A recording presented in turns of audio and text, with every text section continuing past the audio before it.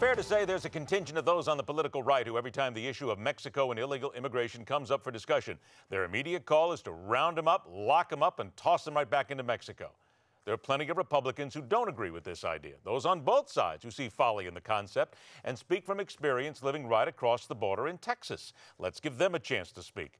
Former U.S. Democratic representative from the Lone Star State from 1979 to 2005, now a senior policy advisor for an American law firm based in Washington, D.C., Charlie Stenholm. Congressman, thanks so much for being here tonight. Good to be with you. You wrote in your blog on the Hill, you said Congress needs to stop demonizing them, meaning the people in Mexico, and their homeland, and do something to address the challenge. Before we get into that, the word demonizing gets tossed around an awful lot. So let me ask you, what about those people who say, we're not demonizing. All we're doing is trying to be concerned about our people first and our security first? Well, I don't tend to get all hung up on words. Maybe that wasn't the best word for me to use, but being overly critical of Mexico, as so many of us are, and vice versa. Mexico also tends to be a little overly critical, at least some, of the United States. My point was, they're our neighbor, and most every Sunday morning we hear something about how we should treat our neighbors, and that was the purpose in writing what I wrote, to see if we can't find a way as neighbors to solve a problem. All right, then let's start then, because your point is well taken. There's a tremendous amount of rhetoric that goes on and across the border between the two countries. What's the first step that, let's say the first step that America has to take in order to try and tamp this down?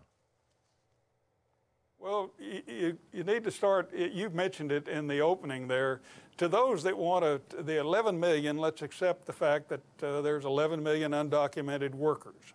I don't never use the word illegal alien. They're undocumented workers. We may have some illegal aliens, but they're very small in the proportion. Therefore, one solution is to round them up, lock them up, and deport them. But that is not a good solution when you consider that 70% of the workforce in agriculture is undocumented. If we were to do what some seem to want to do, then we would see food disappear from the shelves of our grocery stores within weeks, if not months. You don't think that that's that's an over guess here, because there are people who will say, and again, just to be fair here, they'll say, wait a minute, Congressman, you're telling me that everything would stop immediately? No, everything would not stop immediately, but if it's true, and here again, I would like to see some confirmation of these numbers. I don't see anyone disagreeing with them. If 70% of the workforce, you would see a lot of food disappear in a hurry from our grocery stores. Why even go there? The next part of this then gets into the word amnesty. If they're here illegally, you don't reward them for being here illegally. I agree to that. But what I'd like to see is some honest discussion, which ironically, what I call the do-nothing Senate over the last 6 years, which has changed dramatically now with Senator McConnell's leading of the Senate and the Republican takeover, the do-nothing Senate passed an immigration bill. What I'd like to see is my old friends in the House do the same thing. Have the debate, have the questions answered you're asking me and what I wrote, and have that debate and pass an immigration bill that would make us both act like neighbors and not only deal with the undocumented worker, but do a better job of the war on drugs and do a much better job on becoming energy independent in North America, which Mexico, Canada, and the U.S. can do if we can learn how to work together better as neighbors.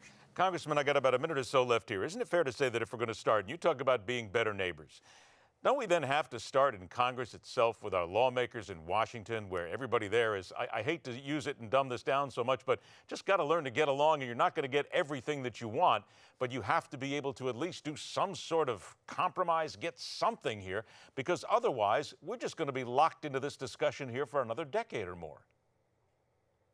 You said it, and you said the magic word, compromise. Compromise is not a four-letter word. It never has been. Our country would not have become the great country we are, but without strong-willed men at first, and now men and women being able to compromise and find solutions that move us forward. That's what we need more than anything else. But you would say that it is on both sides, correct? It's not just a right issue. It's a right and a left issue, yes? It's why I'm a blue dog Democrat. I am in the radical center, and I get criticized from the right, and they took my district away through redistricting, and I get criticized from the left because my liberal Democrats can't stand people like me. But it's in that radical center where 80% of the American people are, and that's what I'm hoping to, get a little discussion on immigration policy, how important that is. I'm an immigrant. I'm 100% Swedish. I was the only Swedish Lutheran farmer in the United States Congress for 26 years. I know what it's like to be a minority. But by the same token, Texas is now a majority minority state. And therefore, this whole debate is kind of like we're talking about some other issues. And we're going to have to stop it there, unfortunately, Congressman, because we are all out of time. But at least we got the discussion started. Congressman Charlie Stenholm, thanks so much for joining us here on The Hard Line.